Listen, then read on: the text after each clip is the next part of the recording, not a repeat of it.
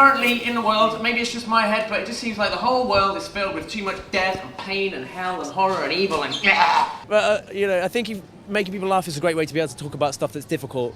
And I have trampled really hard on the line where it's not funny at all, it's just hideous and ugly, and I'm talking about something vile, and everyone's just like, please go away and die somewhere else. So the material you're kind of generating is coming from quite a serious point, I suppose. It's a personal thing as well. Yeah, I mean, I feel, honestly, it's going to sound awful, but I feel like there's so much suffering and pain in the world, and I feel I'm an inherent part of it, and I'm responsible, and I think we all are, and just to find a position in which I'm doing something useful with the skills I have to try and adjust it, that's what I just want to feel like I'm using my life in the best way possible. Hatred and loathing, not directing that at you, but just, just so much carnage and nightmare everywhere. So I feel that perhaps we should just give out a little bit more love, right?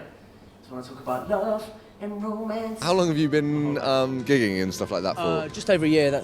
I did a kind of showcase after training at a comedy school. I did a comedy school thing, and it was, everyone said don't do it, and then I did anyway, so whatever. But it was really useful.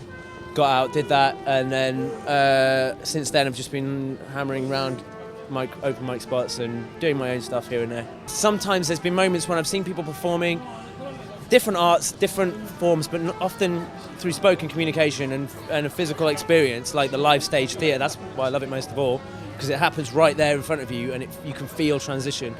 When it's really rich and it's really affecting, there's nothing like it to shift the room and to make a room feel different. That's that must be quite nice, actually. Yeah, I don't know if I've ever really touched that level myself. I've definitely made people feel awkward, and that's the beginning of it, I think. To get to the stage where people are like, oh, what the hell are you on about? It's a kind of tragedy, really, and that sort of says it all, I guess. Too much Baywatch. I think I maybe haven't watched enough Baywatch. If I saw that happen on Baywatch, I'd be... I'm not going to say anything else, because I begin to think I'm criticising other comedians and performers, and I'm not like that. I really think there's a space for everyone. But my whole thing is that, I'm not going to be able to machine out one-liners, punchlines and jokes like da-da-da-da-da.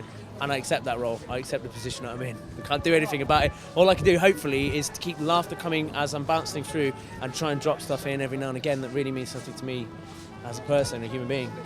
Fantastic. Oh, God! Wow.